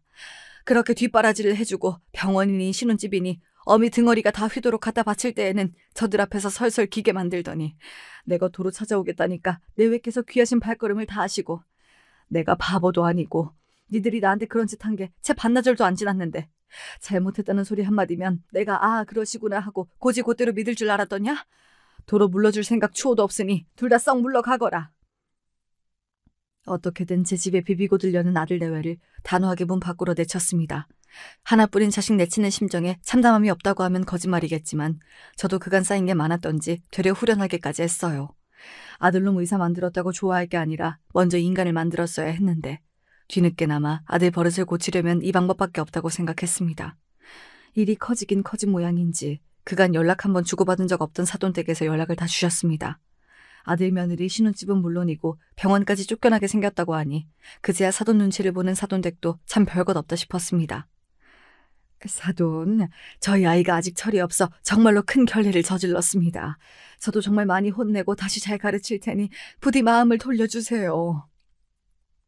제가 제 자식놈 잘못 가르쳐 일어난 일이니 사돈 사과받을 이유가 없습니다. 저는 이제라도 저 되바라진 자식 버릇을 고쳐야 하겠으니 사돈께서도 사돈 좋으실 대로 하세요. 그렇게 저는 정말로 아들 내외 신혼집을 내놓았습니다. 마음 같아서는 병원 사무실도 빼고 싶었는데 아들 내외가 그것만은 제발 참아달라며 아주 석고대절을 하는 바람에 사무실 얻어주는 데 쓴 비용 일체를 10원 한 장 빼놓지 않고 받아내겠다는 공증까지 받은 후에야 부동산에 병원은 그냥 두라는 연락을 해주었습니다. 지금 그 둘은 제 처가에 얹혀 살고 있습니다. 신혼집 빼앗긴 건 물론이고 그나마 버는 족족 제게 갚을 일만 남았으니 집 구하기도 여의치 않았을 겁니다. 그동안은 병원이며 신혼집이며 다 제가 부담했으니 이 기회에 사돈댁에서 부모 노릇 좀 하신다고 나쁠 것 없겠죠. 제 어미 앞에서는 그렇게 떵떵거리며 살던 아들놈도 남의 부모 밑에서 조심하는 법 좀 배우면 더할 나위 없겠고요. 그래도 제가 저놈 의사까지 만들어줬는데 설마 입에 풀칠이야 하고 살겠죠. 그만하면 부모 노릇은 차고 넘치게 했다고 봅니다. 아쉬운 입장이 되어보니 그동안 얼마나 편히 살았나 실감이 난 모양인지 아들 내외는 전에 없이 제 눈치를 보고 있어요. 항상 아들 녀석한테 다 퍼주고도 의리된 기분이었는데 막상 줬던 거 도로 빼앗고 난 뒤에야 갑이 된 것 같아 기가 차기도 합니다. 자식이 귀한 만큼 내실 있는 인간으로 키우기 위해 더 노력해야 했는데 돈 번다는 핑계로 인성교육에 소홀했으니 저도 이 정도는 감수해야겠죠. 그리하여 아들놈 버릇 쥐어잡는 일은 지금도 현재 진행형입니다. 이 일로 깨달은 게 있다면 저도 사람 될 기회가 남은 것이고 그렇지 않다고 해도 이제와 다 큰 자식 어쩌겠어요. 그저 자식 해달라는 대로 다 따라주는 게 절대 자식 위한 일이 아님을 이제는 저도 압니다. 괘씸한 아들 녀석 제대로 응징해준 제 사연은 여기까지입니다. 부디 여러분은 저 같은 과오를 저지르시는 일이 없길 바라며 늙은이 장황한 이야기 들어주어 감사드립니다.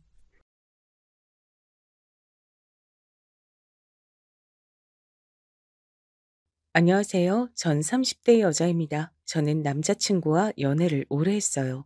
20대 초반 아무것도 모르는 나이에 둘이 불꽃이 튀어서 만나기 시작해 얼마 전에 10년이 넘었습니다. 지금은 어느새 서로가 서로에게 너무 당연해서 없으면 이상할 정도로 가장 가까운 친구 사이이자 연인 사이가 되었죠. 저희가 오래 만나기도 했지만 서로에 대해 모르는 게 하나도 없을 정도로 가까워서 당연히 언젠간 둘이 결혼하게 될 줄 알았어요. 연애하는 동안 매일 그런 얘기를 하기도 했고요. 그런데 결혼은 연애보다 훨씬 더 어렵더군요. 남자친구네 부모님께서 절 썩 마음에 들어하지 않으세요.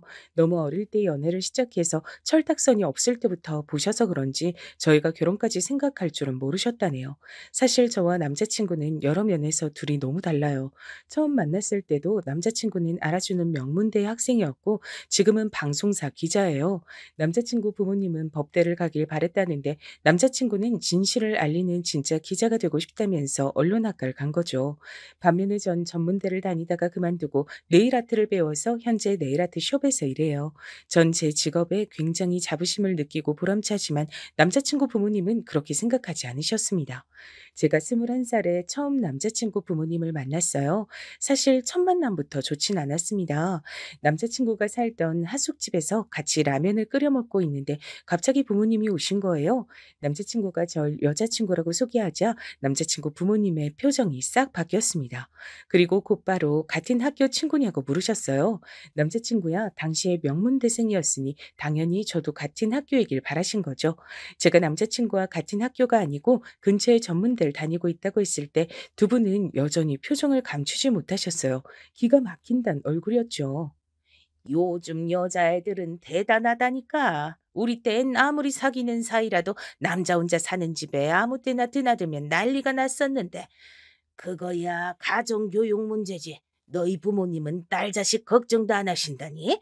어떻게 이 늦은 시간까지 남자 혼자 사는 집에 있는데 들어오라고 전화도 안 해? 남의 자식인데 우리가 말하면 뭐해요? 딱 보면 몰라요. 안 봐도 딸 자식 밖으로 내놓은 집구석인 거지 뭐. 저는 만담부부를 보는 줄 알았습니다. 제가 아무 말도 하지 않았는데 남자친구의 부모님 두 분은 당신들끼리 마음대로 절 가지고 판단하고 꼬집으셨어요. 저희 부모님까지 들먹이면서요. 엄마, 아빠, 세영이 곤란하게 왜 자꾸 그래? 내가 배고파서 가지 말라고 같이 라면 먹고 가자고 해서 세영이가 어쩔 수 없이 있어준 거야. 라면만 먹고 내가 바로 집에 데려다 주려고 했어. 얼씨구 어린 놈이 연애 좀 한다고 부모 앞에서 자기 여자친구 편드는 꼴 좀 봐라. 순간 제가 무슨 큰 잘못이라도 저지른 줄 알았습니다. 남자친구 집에서 라면 하나 끓여 먹었다가 별의별 소리를 다 들었습니다. 그뿐만이 아니에요. 자꾸만 호통을 치시던 아버님은 저에게 쉴 새 없이 질문하셨습니다. 무슨 과냐? 왜 전문대에 갔냐? 학교 다닐 때 공부를 못했냐? 등등 대답하기 곤란한 질문들만 골라서 하셨죠. 저는 순간 면접장에 온 줄 알았어요. 전문대도 좋은 대학들 많은데 내가 이 동네에 그렇게 왔다 갔다 했어도 그 대학은 생전 처음 들어보는 학교네. 저도 나름 눈치란 게 있어요. 부모님께서 제게 하는 질문마다 제가 마음에 안 들어서 하시는 말이란 걸 너무나도 잘 아는데 저라고 예의 바르게만 이야기하고 싶진 않았습니다. 네, 맞아요. 제가 공부에 워낙 취미가 없어서 성적 맞춰서 전문대로 오긴 했는데 과가 아무래도 전망이 없는 것 같아서 더 등록금 안 버리고 이번 학기만 다닐 거예요. 에? 이번 학기만 다닌다니. 그게 무슨 말이야? 학교 그만두려고요. 제가 다른 건 몰라도 손재주는 좀 있어서 미용이든 네일 아트든 기술 좀 배워보려고요. 학생, 이름이 세영이라고 했나? 아무리 옛날 사람들 말이 기술만 있으면 먹고 산다고들 하지만 사람 사는 게 그렇게 단순하지 않아. 젊어서 고생은 사서도 한다는데 공부할 수 있을 때 공부를 더 해야지. 이제 20살 간 넘은 게 취직은 무슨 취직이야? 아무리 이름도 없는 대학이라도 대학 졸업장은 있어야지. 에이, 요즘같이 개나 소나 다 대학 가는데 대학 졸업장이 다 무슨 소용이에요. 저희 부모님 두 분 다 대학 안 나오셨는데 잘만 사세요. 제가 집안에서 막내로 자라서 웬만해선 기가 잘 죽질 않아요. 남자친구의 부모님 말씀에 마음속으론 상처를 받았지만 애써 티내고 싶지 않아 또박또박 제 의견을 말했습니다. 남자친구는 그런 제 모습에 다시 한번 반했대요. 남자친구 말이 부모님이 워낙 유난하셔서 그 앞에서 저처럼 굴기 쉽지 않다네요. 남자친구는 학창 시절 내내 부모님 때문에 많이 힘들었대요. 남자친구가 공부를 잘하다 보니 거는 기대가 남달랐답니다. 중학교 땐 무조건 의대에 가야 한다고 강요를 하시다가 고등학교 가서 성적이 조금 떨어지니 법대에 가야 한다고 하셨답니다. 남자친구가 워낙 효자예요. 학창 시절에 부모님이 고생하시는 모습을 이래저래 많이 보며 자라서 부모님이 안쓰러웠답니다. 그래서 자신까지 부모님 속은 썩이고 싶지 않았다네요. 웬만한 건 부모님이 시키는 대로 다 하면서 컸더라고요. 남자친구 부모님은 경제적으로 여유롭진 않으시지만 두 분 다 대학을 나왔고 이름만 대면 아는 기업에서 일하셨어요. 그런 점에 자부심을 느끼는 것 같더라고요. 그래서 젊은 제가 대학을 그만둔다는 거를 전혀 이해하지 못하시는 눈치였죠. 남자친구가 학창 시절 질풍노도의 시기를 보낸 게 다름 아닌 아버지 때문이었다고 하더군요. 아버지의 주식 투자를 잘못하시는 바람에 집안 상황이 많이 달라졌답니다. 서울에서 살던 집을 팔고 경기도에 전세로 이사를 갔대요. 그 전까진 형과 방도 따로따로 썼었는데 이사 가면서 형과 같은 방을 써야 했다고 하더라고요. 이사 가고 집이 좁아진 것보다 더 힘든 건 남자친구의 부모님이 매일 싸우셨답니다. 이혼 이야기까지 나왔대요. 가장 예민했을 사춘기 시절에 그런 일까지 겪었으니 남자친구도 부모님께 걱정 끼치고 싶지 않았던 거죠. 덕분에 남자친구의 부모님은 자식들에게 거는 기대가 점점 더 커졌던 거고요. 그런 아들이 의대도 법대도 아닌 언론학과에 간다고 했을 때도 집안이 난리가 났었답니다. 이 집안의 희망이나 다름없는 남자친구가 부모님이 원하지 않는 길을 가겠다고 했으니까요. 그 이후 남자친구가 또 부모님 속을 썩이게 된 건 바로 저 때문이었습니다. 남자친구가 절 만난다고 해서 또 집안이 시끄러워진 거죠. 당시에 남자친구도 제게 구체적으로 말을 안 해줘서 저도 대충만 알고 있었는데 알고 보니 절 처음 만났던 그날부터 부모님께서 저를 마음에 들어하지 않았대요. 제가 집에 돌아간 이후 남자친구 부모님께서 저와 당장 헤어지라고 하셨답니다. 지금이야 아들, 네가 뭘 몰라 그러는데 사람은 다 끼리끼리 만나야 행복한 거야. 너처럼 똑똑하고 크게 될 애가 볼 거라곤 아무것도 없는 그런 애를 만나고 다니면 어쩌겠단 거니? 엄마, 무슨 말을 그렇게 해? 세영이가 뭐가 어때서? 학벌 같은 게 뭐가 중요해? 세영이 누구보다 성실하고 착한 애야. 엄만 한 번 보고 사람을 어떻게 한다 그래? 남자친구는 언론학과를 가겠다고 했을 때처럼 부모님과 심하게 다퉜대요. 결론부터 말씀드리자면 그 이후에도 저와 남자친구는 10년을 만났습니다. 그랬으니 남자친구의 부모님은 얼마나 속이 타셨겠어요.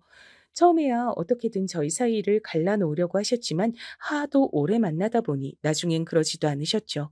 저희가 만난 지 6, 7년 정도 됐을 때 남자친구가 몇 년 동안 언론고시에서 낙방해서 반백수로 집에 있었던 적이 있었습니다. 남자친구는 공부해야 하니 아르바이트도 못하고 부모님 그늘에서 생활비를 받아 생활하던 시기였죠. 그때 저는 이미 네일숍에서 몇 년을 일했을 때라 경제적으로 여유가 있었어요. 그래서 열심히 남자친구를 챙겼습니다. 당시에 남자친구는 대학을 졸업했을 때라 본가에서 부모님과 형과 함께 살고 있었어요. 저는 먹을 거면 먹을 거, 입을 옷이면 옷, 매일같이 사다 날랐습니다. 그러다 보니 남자친구의 부모님을 굉장히 자주 만났어요. 처음엔 제가 남자친구를 챙기는 걸 못마땅해 하시더니 언제부턴 당연하게 생각하시더군요. 한 번은 이런 적도 있었어요. 제가 퇴근하고 오는 길에 맛있는 걸 사다가 남자친구네 집에 가져다 주고 집에 들어가곤 했거든요. 제가 살던 집에서 거리가 멀지 않았거든요. 그날도 유명한 맛집에서 만두를 사서 남자친구네 잠깐 들렀죠. 남자친구가 만두 귀신이라 그 집 만두라면 자다가도 벌떡 일어나거든요. 남자친구가 부모님과 한 집에 살다 보니 저는 항상 남자친구 부모님도 드실 만큼 넉넉하게 사서 갔습니다. 그런데 만두를 하나 집어 드시더니 남자친구 아버님께서 표정이 안 좋으시더라고요.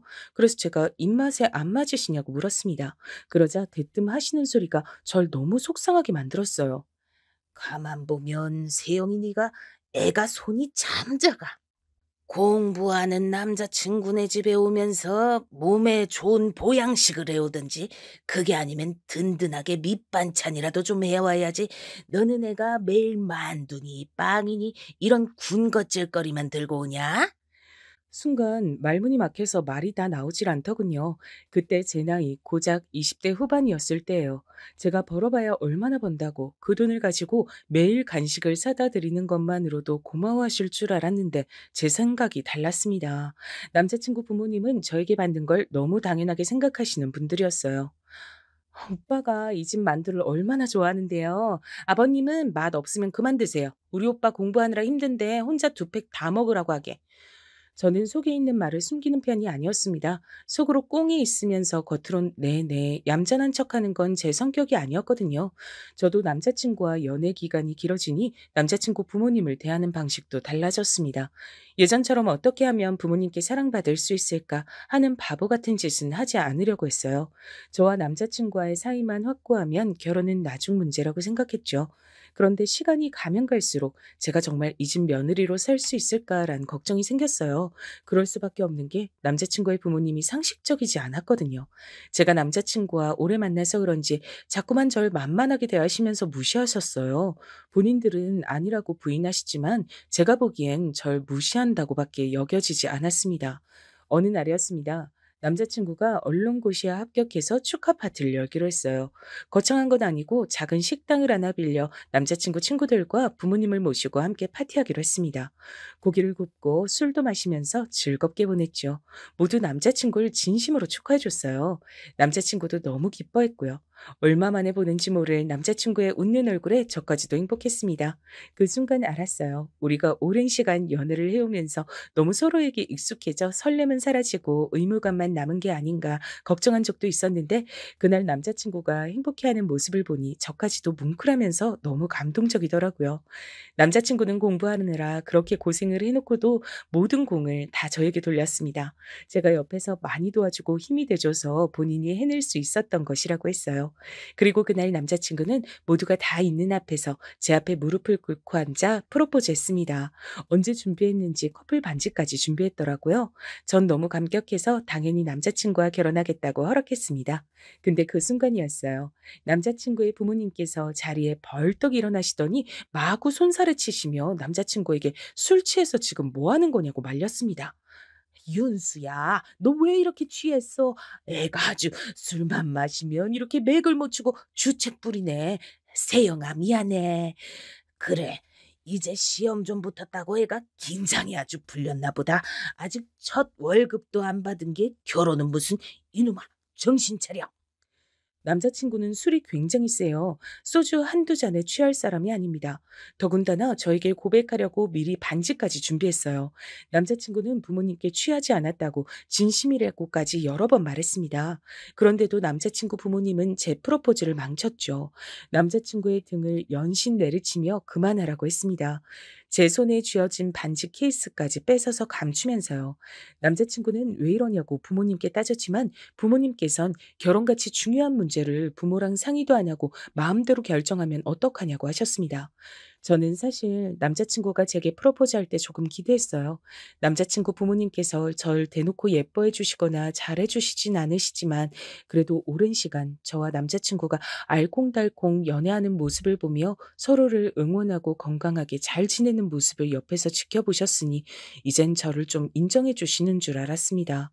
가끔 제가 집에 찾아가면 그래서 시집은 가겠냐, 우리 아들 나중에 고생시키면 안 된다 등등 절 예비 며느리인 것처럼 대해주신 적도 몇 번 있어서 이제는 저를 인정하셨나 보다 기대했었는데 제 착각이었습니다. 남자친구 부모님은 단순히 언론고시에 지쳐있던 가난하고 불쌍한 아들 옆에 뒷바라지하며 호구짓을 해줄 제가 필요했던 거예요. 지금까지 제가 사간 만두가 몇 판이고 매일같이 양손 가득 사다 나른 선물들이 얼마나 많은데 저에게 저러실까 싶었습니다. 그뿐만이 아니에요. 남자친구 부모님은 시간이 지나도 여전히 절 무시하셨습니다. 제가 남자친구 축하 파티가 끝나고 함께 택시를 타고 집에 모셔다 드렸어요. 남자친구는 많이 피곤했는지 차에서 잠이 들었습니다. 그런데 그때 남자친구 어머니께선 기다렸다는 듯 저에게 들으라며 얘기하셨어요. 행여나 네가 기대할까 봐 어른으로서 미리 얘기하는 건데 윤수 이제 막 취직해서 회사에서 자리 잡으려면 앞으로 몇 년은 바짝 더 열심히 일해야 돼. 그니까 네가 뒷바라지 조금 했다고 애한테 결혼이니 뭐니 부담 주면서 힘들게 할 생각 마라. 그래. 옛날에 우리 아들 전 봤던 용한 무당도 우리 아들은 결혼 무조건 늦게 해야 좋다 그랬어. 남자친구 부모님은 말도 안 되는 무당 얘기까지 하시면서 저에게 강제로 주입을 하셨습니다.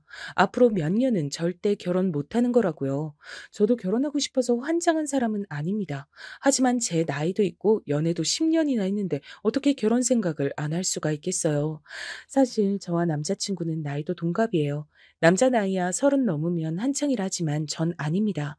저와 남편의 사회적 나이가 달랐어요.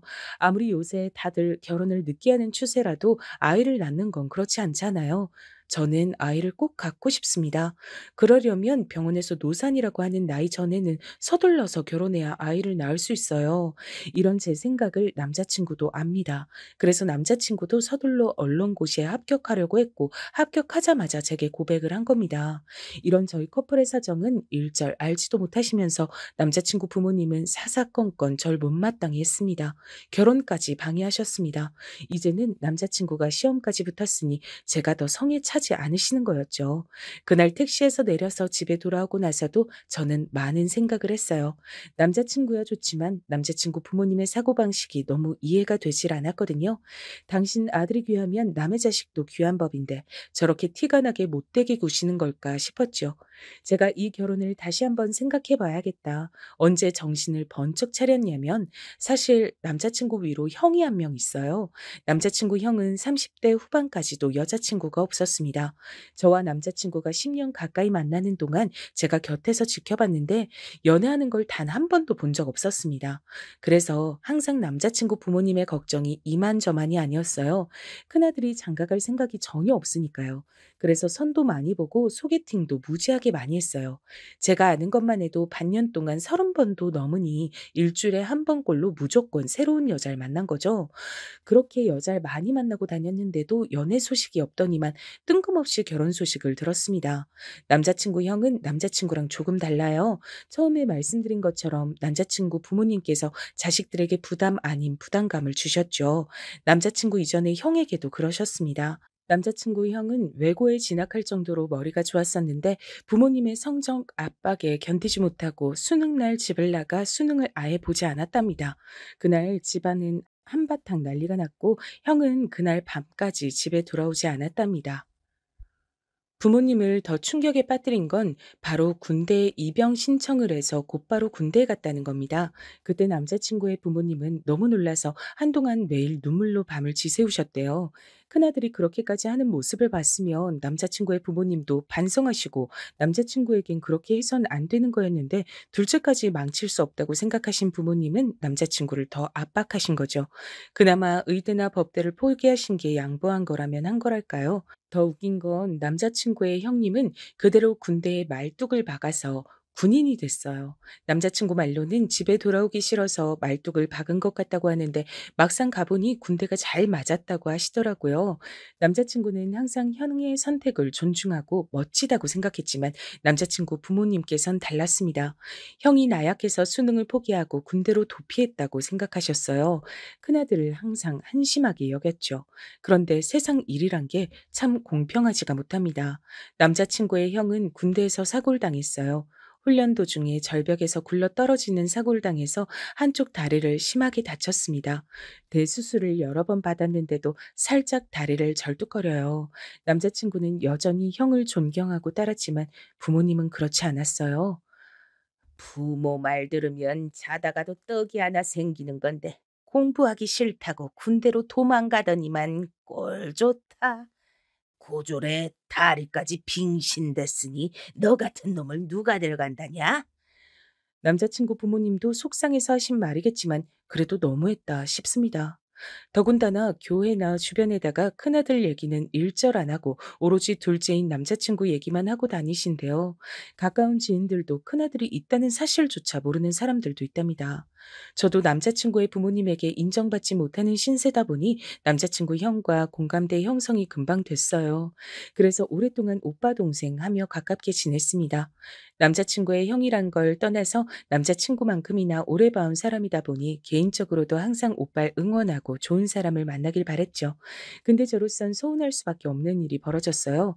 남자친구와 남자친구의 형이 절 데리러 자주 제가 일하던 숍에 자주 왔었는데 저와 함께 일하는 사장 사장 언니와 남자친구 형이 눈이 맞은 거예요.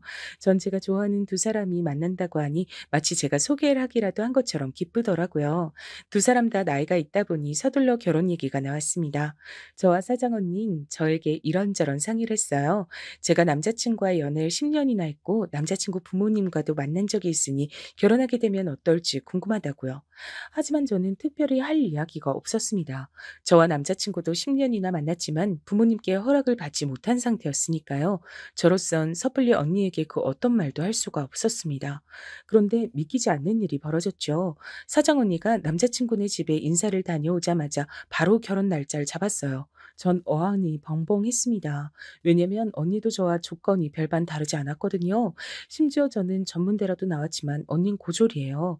물론 20살부터 네일숍에서 일하면서 번 돈으로 본인 가게를 차리긴 했지만 아무리 그래도 저에겐 전문대가 어쩌고 직업이 어쩌고 하시던 분들이 언니는 어떻게 바로 허락하셨을까 싶었죠. 전 괜히 억울해서 남자친구에게 투덜거렸어요. 근데 남자친구는 오히려 절 이해 못했습니다. 자기는 우리 부모님을 그만큼 보고도 아직 몰라?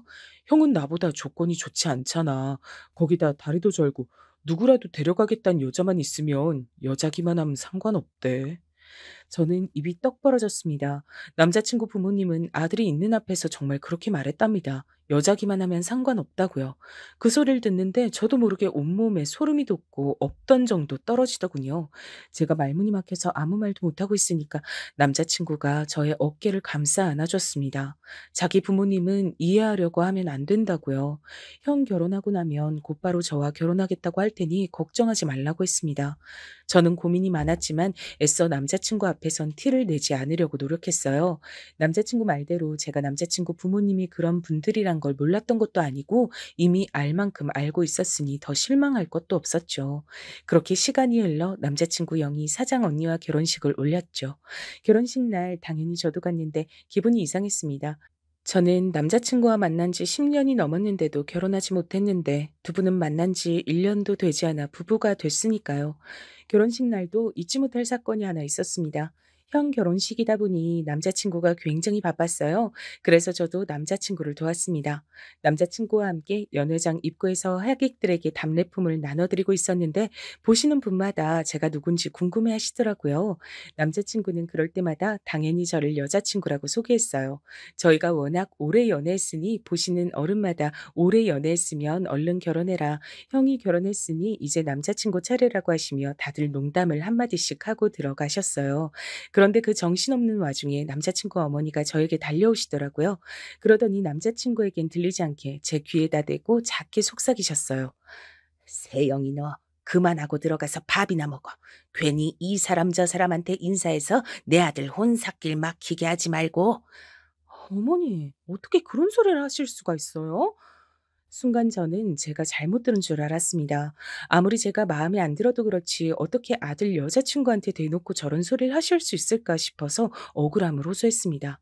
누가 보면 네가 지금 당장 내 며느리라도 된 줄 알 거 아니야. 내가 저렇게 별 볼 일 없는 애 큰 며느리로 들였다고 너도 되는 줄 알아? 웃기지 마. 우리 둘째 아들은 너랑 급이 달라. 듣다가 급이 다르다는 소리를 하시는데 저도 순간 울컥해서 자리를 피해 결혼식장을 뛰쳐나왔습니다. 저도 웬만하면 다 참고 버틸 수 있을 줄 알았는데 아니더군요. 남자친구에게 계속해서 전화가 걸려왔지만 전 받지 않았어요. 그 순간만큼은 너무 속이 상해서 남자친구 얼굴도 보기 싫더라고요. 결혼식이 끝나고 얼마 뒤 남자친구를 만났을 때 전 남자친구에게 그날 있었던 일을 다 말했어요. 그리고 더는 우리가 만나지 않는 게 좋을 것 같다고 이별 통보를 했습니다. 저도 충분히 많이 생각해보고 결정한 거예요. 저도 당연히 남자친구와 결혼하고 싶죠. 하지만 제가 저런 말도 안 되는 소리까지 들어가며 모자란 사람 취급당하고 싶지 않았습니다. 근데 그날 이후 상황이 변했어요. 제 말에 남자친구가 화가 나서 부모님께 난리를 친 겁니다. 그리고 자신도 형처럼 집을 나가겠다고 선전포고를 했나 봐요. 세영이한테 지금까지 함부로 대한 거 사과 제대로 안 하면 평생 결혼 안 하고 혼자 살 거니까 알아서 하세요. 남자친구는 제가 아니면 누구와도 결혼하지 않겠다고 혼자 살겠다고 했답니다. 그리고 저에게 제대로 사과를 하라고 한 거죠. 사실 그때까지만 해도 전 사과고 뭐고 받고 싶지 않았어요. 저에게 그 정도로 함부로 하신 분들이 저에게 진심으로 미안하실 리 없으니까요. 그런데 며칠 뒤 믿기지 않는 일이 벌어졌습니다. 남자친구 어머님에게 연락이 왔어요. 절 집으로 초대한다고요. 형 부부가 신혼여행 다녀와서 다 같이 식사를 하기로 했으니 저도 함께 와서 먹자고 하시더군요. 평소와는 목소리부터가 달랐어요. 굉장히 친절하셨습니다. 남자친구는 부모님께서 저에게 사과하시려고 부른 걸 테니 걱정하지 말고 같이 가자고 했습니다. 전 고민하다가 그래도 어른이 초대하신 건데 거절하는 건 예의가 아닌 것 같아 거절하지 못하고 집으로 갔습니다. 함께 식사하는데 저는 정말 당황스러웠어요. 전과는 다르게 저에게 너무 잘해주시더라고요. 정말 아들의 여자친구가 집에 놀러 온 것처럼 친절하게 대해주셨습니다. 저는 더 울컥했어요. 이렇게 대해주실 수 있으시면서 지금까지 저에게 그렇게 차갑게 구신 건가 싶더라고요. 저는 더 혼란스러웠습니다. 뭐가 진실인지 구분이 안 돼서요. 더 신기한 건 남자친구가 도대체 어떻게 했는지 부모님께서 정말 저에게 사과하셨단 거예요. 내가 지난번에 결혼식장에서 그런 건 나도 너무 정신없어서 괜히 예민해졌었나 봐. 상처받았음 너무 미안해. 우리가 세영이 널 가족으로 생각하다 보니까 편해서 농담으로 그런 거야. 네가 이해 좀 해줘. 예민해서 그런 거다, 농담이다 라고 하시며 다신 그러지 않겠다고 하셨습니다. 전 어른들이 직접 미안하다고 하시니 저도 그냥 그렇게 자리를 나와서 죄송하다고 했어요. 속상하긴 했지만 그래도 이젠 정말 저를 아들의 여자친구로 인정해 주시는 거겠지 싶었죠. 그런데 아니었습니다. 사람이 그렇게 쉽게 변하는 게 아니었어요. 아니, 애초에 저를 며느리로 받아줄 생각이 없으셨던 겁니다. 식사를 마치고 얼마 뒤 남자친구 어머니께서 저희 가게에 오셨어요. 저를 보러 오신 건 아니고 아무래도 같이 일하는 사장언니가 며느리다 보니 시어머니로서 가게에 놀러 오신 거였어요. 근데 혼자가 아니셨습니다. 교회에 같이 다니는 분들을 우르르 함께 데리고 오셨어요.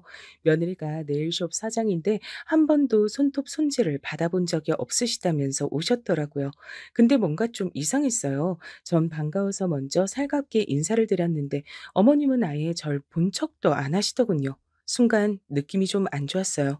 뭔가 다가가서 말을 걸고 싶어도 남자친구 어머님께서 연락도 없이 오셔서 한 번에 여러분을 상대하시느라 정신이 없었습니다. 전 남자친구 어머니와 같이 오신 한 분을 모시고 룸에 들어가 손질을 해드렸죠. 전 잠깐이라도 틈이 생기면 말을 걸려고 했는데 두 분이 계속 얘기를 주고받으셔서 끼어들 틈이 없었습니다. 한참을 손톱을 다듬고 있는데 남자친구 어머님께서 이상한 소리를 하시더군요. 이건 분명 저 들으라고 하시는 소리였어요. 자기가 외전에 나한테 말했던 아가씨 있잖아. 우리 아들 소개해준다고 했던 아가씨. 연대 나와서 회계사라 그랬나? 남자친구 어머니 입에서 아들이란 소리가 나오니 전 순간 귀가 쫑긋해졌습니다. 어머니에게 아들이라곤 딱 둘뿐인데 설마 장가간 첫째 아들 얘긴 아닐 거니까요. 맞아. 회계사. 근데 아들이 싫다고 했잖아. 왜? 생각이 바뀌었대? 근데 어떡하지? 그 아가씨는 진작 다른 집에 소개했어. 아, 그럼 혹시 학교 선생은 어때? 우리 조카가 교대 나와서 선생인데 둘이 나이가 딱 좋아. 우리 조카 이제 28이거든. 학교 선생 너무 좋지. 거기다 자기 조카면 더 좋지. 자기네 친정 외국 어디서 살았다고 하지 않았어? 우리 친정 미국에서 살다 왔잖아.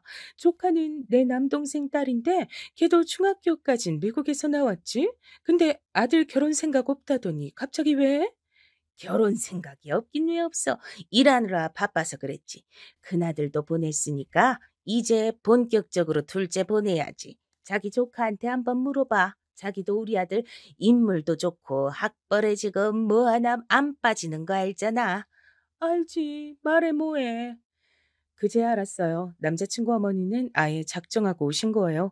저는 두 분 손가락에 매니큐어를 바르고 있는데 저런 소리를 하시더군요. 저는 화도 나질 않았어요. 오히려 너무 허탈해서 웃음이 다 나오더군요. 손톱 손질이 끝나고 웃으며 나가는 남자친구 어머님을 제가 불렀습니다. 그리고 따로 밖으로 나가 얘기 좀 하자고 했어요. 어머님은 눈을 동그랗게 뜨시고 왜 그러냐고 하셨지만 전 단호하게 말했습니다. 드릴 말씀이 있다고요. 어머님, 하실 이야기가 있으시면 그냥 저한테 하시면 되지. 어떻게 일하는 곳까지 와서 이러실 수가 있어요? 최대한 흥분하지 않고 이야기하려고 했지만 그 또한 쉽지 않았습니다. 네가 눈치가 없어도 너무 없고 어른이 말을 해도 도저히 말귀를 못 알아들으니까 그렇지. 내가 그 정도로 말했으면 알아들어야지. 감히 내 아들을 앞세워서 나한테 사과까지 하게 해? 이 정도는 해야 네가 주제 파악을 할 것 같아서 내가 여기까지 온 거야. 이제야 좀 네 주제를 알겠니? 주제를 알겠냐는 소리까지 하시니 정말 기가 차더군요. 전 어떻게 그런 소리를 하실 수가 있냐고 따져 물었어요. 그러자 오히려 더 적반하장으로 나오시더군요. 너도 아까 봤잖아. 내 아들이 어느 정도인지. 적어도 연대의 회계사 아님 최소한 학교 선생 정도는 돼야 명함 내밀 수 있는 애라고. 근데 너 같은 전문대 중퇴에 손톱이나 만지는 애가 내 아들한테 가당키나 해? 난 도저히 아까워서 너한텐 내 아들 못 주겠어. 저는 너무 억울하고 화가 나서 저도 절대 당신 같은 사람 며느리는 안 한다고 소리지를 참이었습니다. 근데 그때 생각지도 못한 일이 벌어졌어요. 엄마, 지금 뭐 하는 거야? 같이 일하는 사장언니가 남자친구한테 연락했나 봐요. 어머니가 가게에 오셨는데 저랑 나가고 분위기가 이상하다고요. 그래서 걱정이 된 남자친구가 가게까지 찾아온 거죠.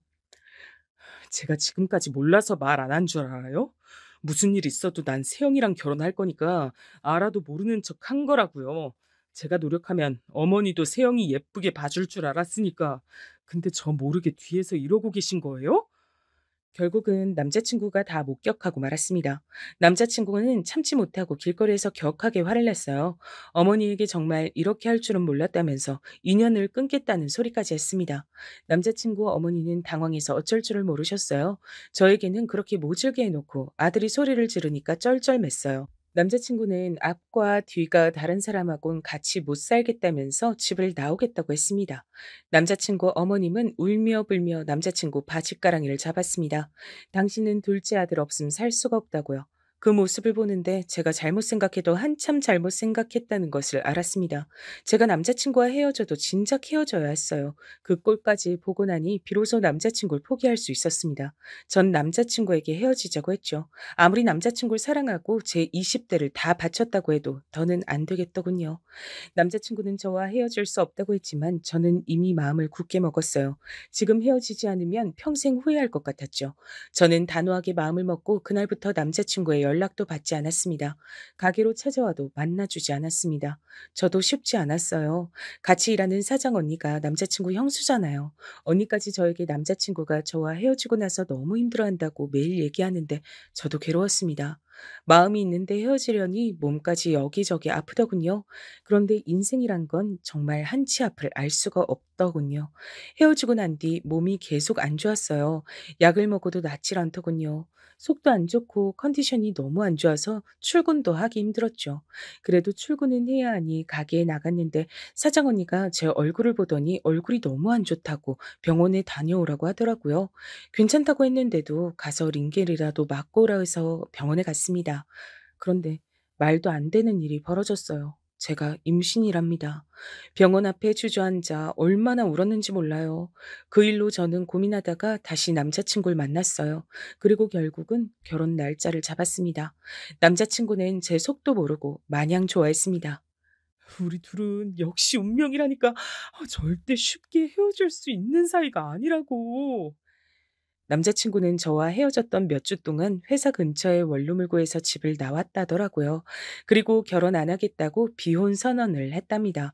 며느리든 손주든 볼 생각 하지 말라고요. 제가 임신했다는 사실을 알자마자 남자친구는 결혼식 날짜를 잡자고 했습니다. 그리고 예식장까지 예약하자는 걸 제가 말렸어요. 아무리 그래도 부모님께 이야기도 안 하고 저희 멋대로 하는 건 아니라고 생각했거든요. 그래도 남자친구와 10년을 만났는데 이런 식으로 결혼하고 싶진 않았어요. 남자친구는 저희 집에 먼저 인사를 하고 허락을 받았습니다. 저희 부모님이야 제가 임신했으니 하루라도 빨리 식을 올리라고 하셨죠. 저와 남자친구 부모님과 있었던 일을 부모님은 전혀 모르시니 빨리 상견례 날짜부터 잡으라고 하셨습니다. 저와 남자친구는 어떻게 할지 고민하다 남자친구 부모님을 찾아뵀어요. 제가 임신했다는 사실을 말씀드리고 최대한 빨리 결혼식 날짜를 잡기로 했다고 얘기했습니다. 사실상 통보였죠. 예상대로 남자친구 부모님께선 한숨을 푹푹 쉬셨습니다. 그래, 일이 이렇게 될 일이었는데 우리가 일을 복잡하게 만들었나 보다. 며칠 전까지 비혼 선언까지 했었는데 그래도 애도 생겼으니 빨리 결혼 날짜부터 잡자. 그나마 다행이었던 건 남자친구 아버님께서 허락하셨단 겁니다. 어쩔 수 없이 허락해 주신 거라기보다는 저희의 상황을 이해해 주시는 것 같았죠. 어머님은 여전히 말이 없으셨지만 어쨌든 저희는 저희의 생각을 말씀드리고 돌아왔어요. 남자친구는 제게 절대 스트레스 받으면 안 된다면서 웬만한 일은 본인이 다 알아서 하겠다고 했어요. 특히나 남자친구 어머니와 부딪힐 만한 일은 본인이 알아서 정리하겠다고 했죠. 얼마 뒤 상견례 날이 밝았습니다. 저는 긴장한 상태로 부모님과 참석했어요. 저희 부모님은 사실 성격도 굉장히 급하시고 바쁜 분들이에요. 전 어려서부터 굉장히 독립적으로 자랐습니다. 제가 하고 싶다고 하면 뭐든지 다 해주셨지만 이렇게 해라 저렇게 해라 강요하신 적이 없습니다. 그래서 저는 더 걱정이 많았어요. 부모님은 절 언제나 당당하게 살도록 키우셨는데 제가 남자친구 부모님 앞에서 무시당하고 주눅들었던 모습을 아시면 얼마나 속상하실까 싶어서요. 더군다나 임신까지 했으니 결혼을 안 할 수도 없는 노릇이잖아요. 이제 정말 남자친구의 부모님이 제 시부모님이 되는 거니까요. 상견례의 시작은 생각보다 순탄했습니다. 저희 부모님이 굉장히 사람을 좋아하시고 말이 많으세요. 농담하는 것도 좋아하고요. 하지만 문제는 숨김이 없고 거침이 없으시단 겁니다. 자신들의 이야기를 거르지 않고 걸걸하게 다 이야기하세요. 그런 점이 절대 남자친구 부모님과 맞을 리 없었죠. 남자친구 부모님은 사람들 앞에서 내세우길 좋아하시는 분들이니까요. 아니나 달라요. 시부모님은 앉자마자 이 식당이 본인들 대학 동문과 동창회 때 와봤는데 음식이 너무 고급스럽고 맛있었다고 하셨어요. 그래서 이 식당으로 오자고 한 거라고요. 그 얘기를 굳이 왜 꺼내셨겠어요? 당신들이 대학을 나왔다는 걸 강조하고 싶으셨던 거죠. 근데 그때 저희 어머니께서 털털하게 웃으셨어요. 아이고, 사돈, 두 분 다 대학까지 나오신 엘리트들이시구나. 멋지네요. 전 어릴 때 너무 가난해서 초등학교 간신히 졸업했어요. 그래도 세영이 아빠는 상황이 나와서 중학교도 나왔다니까요. 남자친구 부모님들이 대학 얘기를 꺼냈을 때 어머니가 저 얘기를 하실 줄 알았어요. 어딜 가나 본인이 국졸이란 얘기를 항상 하시거든요. 그래서 배운 게 없다고요. 그 순간의 예비 시부모님들 표정을 전 지금도 잊질 못합니다. 인매를 올리시면서 피식 비웃으셨어요. 두 분처럼 학벌을 중시하시는 분들이 저희 어머니가 국졸이란 소리를 들으셨으니 절 더 무시할 게 뻔했죠. 근데 그때 마침 들어온 식당 직원이 들어와 메뉴판을 줬어요. 그리고 잠시 뒤 저희 어머니가 영어로 된 메뉴판을 유심히 보고 있는데 그 모습을 빤히 지켜보던 예비 시어머니가 입을 가리고 자꾸 웃으시더라고요. 전 예비 시어머니가 또 무슨 소리를 할까 싶어 안 되겠다 싶었습니다. 제가 어머니 메뉴를 시켜드리려고 했는데 예비 시어머니께서 안 해도 될 얘기를 하시더라고요. 아이고, 안사돈 알파벳도 모르시죠? 제가 가서 좀 읽어드릴까요? 그 순간의 정적을 전 아직도 잊지 못합니다. 예비 시어머니는 안 그래도 제가 임신해서 결혼하는 꼴이 마음에 안 들 텐데 제대로 된 꼬투리 하나 잡은 거죠. 사람이 대학만 나오면 뭐합니까? 저렇게 몰상식한데 말이죠. 옆에 있던 남자친구가 놀라서 예비 시어머니에게 한마디 하려고 했는데 저희 엄마가 괜찮다는 듯이 웃으셨어요. 그리고 오히려 너스레를 떠셨습니다. 요즘에 세상이 아무리 달라졌다고 해도 그렇지 여기가 한국인데 메뉴판에 어떻게 다 꼬부랑 글씨만 적어놨답니까? 그럼 대학물 좀 먹은 우리 사돈이 좀 읽어주실래요? 엄마 말에 저도 남자친구도 더는 말하지 않았습니다. 여기서 저희가 나서면 분위기가 더 이상해질 것 같아서요. 예비 시어머니의 꼬장은 거기서 끝이 아니었어요. 아예 상견례를 망치기로 작정했는지 결혼식과는 전혀 상관없는 질문을 계속하셨습니다. 국졸이면 중학교를 아예 진학을 안 한 거잖아요. 그럼 그때부터 뭘 하신 거예요? 드라마에 나오는 것처럼 공장 가서 일해서 가족들 먹여 살리고 그러신 거예요? 엄마, 장모님 앞에서 왜 그런 무례한 질문을 하고 그래? 예비 시어머니의 반응에 남자친구는 어쩔 줄 몰라 하며 당황했습니다. 예비 시어머니의 입을 막기 위해 사력을 다했죠. 하지만 이미 작정하신 어머니를 막을 순 없었어요. 내가 뭐? 이제 다 한 가족인데 가족끼리 궁금하면 물을 수도 있지. 그래서 자식들 학업에도 관대하셨나 봐요. 세영이가 고작 2년 다니는 전문대도 졸업 안 하고 그만둔다는데 허락하신 걸 보면 저희 엄마도 워낙 눈치가 빠른 분이라 예비 시어머니가 은근히 무시하면서 얘기하는 걸 모를 리 없었어요. 지금까진 국졸 가지고 농담한 정도니 참으셨지만 자식인 제 얘기가 나오니 엄마도 바로 정색하셨습니다. 자식이 내 물건도 아닌데 허락하고 안 할 게 뭐 있어요? 다 성인인데 본인이 알아서 책임지면서 살면 되지. 그럼요. 이 사람이 원래 호기심이 좀 많아 그런 거니까 안 싸더니 조금만 이해해 주세요. 분위기가 급속도로 냉랭해지려던 그때 예비 시아버지가 술을 권한 덕분에 아버지와 건배를 하시며 이런저런 얘기를 나누다 보니 분위기가 조금 나아지는 것 같았습니다. 그때까지도 정색하고 있던 저희 엄마가 핸드폰을 들고 잠깐 통화를 하러 나갔다 오셨어요. 저는 일 때문에 그러시나 보다 싶었죠. 근데 상견례가 마무리되어 갈 때쯤 생각지도 못한 일이 벌어졌습니다. 저희가 식사하던 틈에 누군가 노크를 하고 들어왔어요. 회장님, 부르셨습니까? 무슨 일 있으세요? 엄마 회사 직원들이 우르르 룸 안으로 들어왔습니다. 그때 저는 알았어요. 엄마가 일부러 나가서 통화하신 게 회사 직원들을 부르려고 했던 거더라고요. 저희 예비 시부모님 앞에 보여주려고요. 역시나 예비 시부모님은 눈이 휘둥그레지셨습니다. 특히나 예비 시어머니는 직원들이 우르르 들어오자마자 놀라서 자리에서 벌떡 일어났어요. 그러곤 회장님이 누구냐고 말을 더듬거렸습니다. 누구긴 누구예요? 내가 회장이지. 세영이 너는 암튼 애가 물러 터져서는 사돈한테 내가 식품 회사 한다고 말 안 한 거야? 식품 회사를 운영하신다고요? 그러니까 대표 아니 회장님? 그랬습니다. 제가 말씀드리지 않은 게 있어요. 저희 엄마가 아주 오래전부터 식품 사업을 하고 계십니다. 저희 외가가 아주 옛날부터 낙농업을 오랫동안 하셨어요. 그래서 엄마는 어릴 때부터 닭을 키우고 달걀을 가지고 노는 게 일상이었습니다. 일이 풀리지 않았던 시기가 있었는데 그때 어쩔 수 없이 엄마가 학교를 그만두고 온 식구가 다 이사를 해서 새로 사업을 시작하셨대요.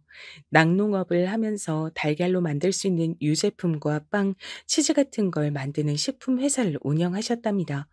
처음이야 당연히 힘들었지만 지금은 벌써 50년이 넘은 굴지의 회사예요. 외할아버지가 돌아가시면서 엄마가 물려받아 벌써 30년째 운영 중이십니다.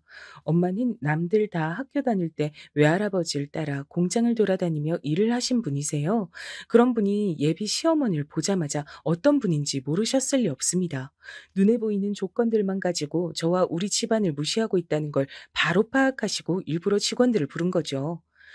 우리 애가 임신해서 급하게 결혼하는 거라 준비할 경황도 없으실 텐데 식장이랑 집은 우리가 알아서 준비할게요. 내가 아는 호텔에 최대한 빠른 시간 빼놓으라고 하고 집은 내가 서초에 아파트가 2채 있으니 하나 골라서 들어가라고 하죠 뭐.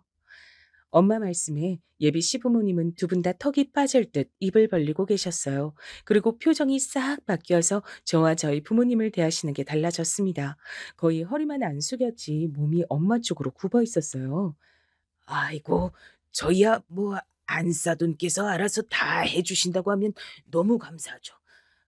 어머머, 내가 암튼 며느리 복 하나는 타고났다니까 이제 보니 우리 며느리가 아주 복덩이였네. 제가 참 너무 세상을 몰랐습니다. 이럴 줄 알았으면 진작 저희 친정엄마 회사를 알려드릴 걸 그랬어요. 예비 시어머니가 저더러 우리 며느리라고 하는데 소름이 다 돋았습니다. 에이, 세상에 공짜가 어딨어요? 우리가 돈 버느라 바빠서 자식을 잘 못 챙겨요. 우리 딸 며느리라고 생각 말고 진짜 딸처럼 해주세요. 손에 물 한 방울 안 묻히게 해주고 애도 나오면 무조건 봐주셔야 해요. 우리 딸내미가 워낙 몸이 약해서 애 키우다가 병나면 큰일 나니까 만약에 우리 딸 천문대 나왔다고 한 번만 더 무시하시면 아파트 뺍니다. 그럼요. 우리 복덩이 아프면 큰일 나죠. 제가 다 알아서 할 테니까 걱정 마셔요. 제가 생각해도 너무 어이가 없어요. 한순간에 상황이 그렇게 바뀔 줄은 생각도 못 했거든요. 그날 이후 어떻게 됐냐고요? 저는 결혼식을 올리고 아이도 잘 출산했습니다. 그리고 현재 세상 누구보다 편하게 살고 있어요. 시어머니는 저를 그냥 딸도 아니고 금지 오겹으로 챙기십니다. 애도 봐주시고 제가 먹을 반찬까지 매일 해다 주세요. 저는 저에게 대학이니 직업이니 하는 이상한 소린 절대 하지 않으십니다. 그래서 그런지 시어머니와 전혀 문제가 없어요. 저도 너무 신기할 지경이죠. 이제 남편이 된 남자친구도 시어머니를 볼 때마다 농담으로 어떻게 저렇게 자본주의 노예가 됐냐고 하지만 저는 나름 지낼만 합니다. 시부모님이 어떤 이유로든 절 예뻐해 주시니 결혼 생활하기엔 너무 편하더라고요. 가끔 제가 왜 이 좋은 결혼을 안 하려고 했나 후회될 때도 있다니까요. 요즘은 시어머니가 저더러 둘째도 낳으면 키워줄 테니 낳기만 하란 소리까지 하셔서 귀찮아 죽겠습니다. 살아보니 명문대든 사짜 직업이든 다 필요 없네요. 돈 많은 친정이 있으니 그 못된 시어머니도 저라면 벌벌 하시네요. 지금까지 긴긴 저의 이야기 끝까지 들어주셔서 감사합니다.